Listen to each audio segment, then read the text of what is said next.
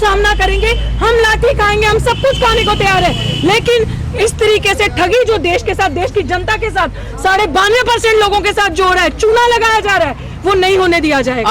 अब आप मुझे ये बात बताओ, आप कह रहे हो कि पेपर बैलेट से चुनाव होना चाहिए, कहने से हो जाएगा? हमने 2019 के अंदर एक सर्वे किया था, दिखाया था एक डेमो करके कैसे वोट चोरी किए जाते हैं, कैसे जो विनिंग पार्टी होती है उसके सारे वोट जो लूजिंग पार्टी होती है, हार रही पार्टी, उसको चले जाते हैं। और हमने स्ट्रांग रूम से बाहर लाके ओपन किया तो दिखा कि जो विनिंग पार्टी थी सारे के सारे वोट ट्रांसफर होके बीजेपी को चले गए। तो वो ट्वीट राहुल गांधी जी ने शेयर किया था। और आप कल तक तो चलो आपके पास पावर नहीं थी, आप लीडर ऑफ ऑपोजिशन नहीं थे, आज आप लीडर ऑफ ऑपोजिशन हो, आज आप ऑपोजिशन में बैठे हो, राज्यसभा में भी लोकसभा में भी आपकी जिम्मेदारी बनती है, आपका दायित्व बनता है। और हम आपका विरोध नहीं, आपको सपोर्ट ही करने आए हैं कि कहने से नहीं चलेगा, करना पड़ेगा। इसीलिए सुनिए पहले सुनिए बात। अभी जो हम थोड़े थोड़े नंबर्स में आपको दिख रहे हैं, एक डिसेंट वे में संवैधानिक तरीके से हम इनको जगाने के लिए, दरवाजा खटखटाने के लिए कि आ जाओ और ये बोल के बता दो, जैसे सर ने कहा, प्राचा जी ने अभी, क्या बोल के बता दीजिए कि हम ठीक है, वी आर फाइन विद, तो हम दोबारा पूछेंगे भी नहीं आपको। हम जनता खुद अपने आप में इतना दमखम रखते हैं, मिशन सेफ कॉन्स्टिट्यूशन खुद बहुत कुछ कर लेगा। अगर आज किसी चीज को, किसी मेथड, किसी एक्सपेरिमेंट को आपने किया और बार बार आप फेल हो रहे हैं, आपके सामने दिख रहा है क्या हो रहा है, कैसे चोरी हो रही है, तो जनता की आवाज को सुनना पड़ेगा। इसके बाद ऐसे पहले छोटे छोटे प्रोटेस्ट, छोटे छोटे डेमोन्स्ट्रेशन, हर पार्टी के ऑफिस के बाहर की मीटिंग होगी, जैसे प्राचा सर ने भी बताया, सपा बसपा जिस भी पार्टी, इवन सर वो छोटी रीजनल पार्टीज भी अगर हैं, अगर इत्तेफाक से उनका ऑफिस दिल्ली में है, हर पार्टी के ऑफिस के बाहर जाकर ये किया जाएगा और साथ मांगा जाएगा कि आओ, we will be the torch bearers, हम फ्रंट लाइन पे लड़ेंगे, हम सामना करेंगे, हम लाठी खाएंगे, हम सब कुछ खाने को तैयार है, लेकिन इस तरीके से ठगी जो देश के साथ, देश की जनता के साथ 92% लोगों के साथ जो हो रहा है, चूना लगाया जा रहा है, वो नहीं होने दिया जाएगा। आप पे सवाल खड़े हो रहे हैं कि आप राजनीति कर रहे हैं, तो एक्सक्यूज मी, नहीं बिल्कुल राजनीति कर ही रहे हैं। एग्जैक्टली। और सबसे बड़ी राजनीति कर रहे हैं हम संविधान बचाने की, लेकिन हम किसी पद के मोह में नहीं कर रहे हैं। संविधान बचाने की, देश की डेमोक्रेसी बचाने की राजनीति कर ही रहे हैं हम। और करेंगे। हम क्या ये कह रहे हैं कि ये जो है वेणुगोपाल जी, उनकी जगह हटा के गजेंद्र जी को बना दो, हम ये कह रहे हैं। हम ये कह रहे हैं, जो बात आप कह रहे हैं कि आरएसएस के लोग हैं कांग्रेस में, वो तो राहुल गांधी भी कहते रहे हैं कि जो आरएसएस के लोग हैं कांग्रेस से बाहर हो जाते हैं। नई बात क्या? मैं यही कह रहा हूँ मैं यही कह रहा हूँ कि राहुल गांधी जी जनता के नौकर हैं, कांग्रेस पार्टी जनता की नौकर है। उनको पता था या नहीं पता था, या कहते थे या नहीं कहते थे। अब जनता अपने नौकरों से, यानी कि कांग्रेस पार्टी से और दूसरी ऑपोजिशन पार्टी जो जनता की नौकर हैं, उनसे ये चाहती है कि आरएसएस के एजेंट्स को ढूंढ के अपनी पार्टी से निकालें। तो ये उन्हें करना पड़ेगा, अब ऑप्शन नहीं है कोई। राहुल जी, कांग्रेस पार्टी, खड़गे जी देश की जनता के नौकर हैं।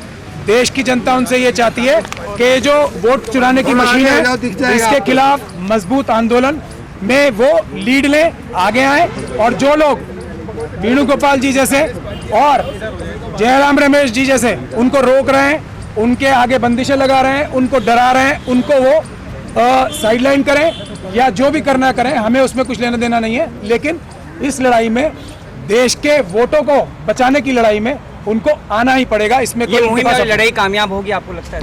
अब देखिए, हमने बहुत बर्दाश्त किया, हमने बहुत पेशेंस से काम किया, और अब हमने जो रास्ता हम पहले भी ले सकते थे अब ले लिया है।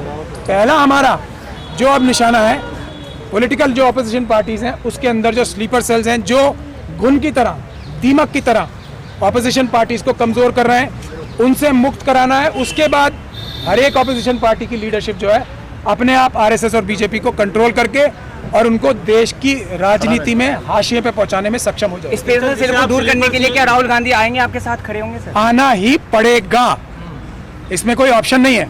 ये जनता की आवाज तक चलते हैं, गेट तक। तो तब तो और भी जल्दी हटाना चाहिए। अगर रीढ़ की हड्डी में दीमक आ जाए, तुम आ गए, दूर भगाओ राहुल जी, तुम आ गए, स्लीपर सेल को दूर भगाओ, राहुल जी तुम आ गए, स्लीपर सेल को दूर भगाओ। आगे की रणनीति क्या होगी सर? क्या आपके पास अब इसके बाद आम आदमी पार्टी, सपा, बसपा, एनसी, सब पॉलिटिकल पार्टीज के दिल्ली के दफ्तरों पे जाएंगे हम। वो 1-2 दिन में ही जाएंगे, आपको बता देंगे, आप लोगों को भी हम लोग तकलीफ देंगे। और उसके बाद हम फिर एक जबरदस्त स्ट्रॉन्ग आंदोलन करेंगे। आज हम जितनी संख्या में आए उससे 100 गुना ज्यादा संख्या में आएंगे, लेकिन राहुल जी को, खड़गे जी को इस लड़ाई को लीड करना ही पड़ेगा। या तो आप बोल दें, खड़गे जी और राहुल जी दोनों प्रेस कॉन्फ्रेंस करके बोल दें कि वो संतुष्ट हैं इस चोरी की मशीनों से, उसमें कोई गड़बड़ी नहीं है, फिर हम उनसे बात नहीं करेंगे। ये हमारी एहतजाज नहीं कर रहे हैं तो संतुष्टि है, इसका मतलब तो यही हुआ। 2018 का कांग्रेस वर्किंग कमेटी का रेजोल्यूशन है कि पेपर, जब राहुल जी प्रेसिडेंट थे, कि चुनाव पेपर बैलेट से ही होंगे। ये कांग्रेस पार्टी का वर्किंग कमेटी का रेजोल्यूशन 2018 का है, जब राहुल गांधी जी स्वयं प्रेसिडेंट थे। उन्होंने ही ये बात पब्लिकली बोली है कि राजा यानी मोदी जी की जान तोते में, यानी कि इस चुनाव की चोरी करने। तो एक बार बोल दे कि नहीं, वो वाली बातें उनकी गलत थी, कांग्रेस पार्टी का वर्किंग कमेटी का रेजोल्यूशन गलत था, और फिर हम उनसे उम्मीद नहीं करेंगे। ये बात सीधी। क्या हरियाणा की तरह आपको डर सता रहा है कि महाराष्ट्र और झारखंड में भी? अरे डर की बात मैं बताती हूँ। अभी आप देख लो, सबसे पहले ये देखो कि हम लोग कितने लोग आए हैं, हैंडफुल ऑफ पीपल।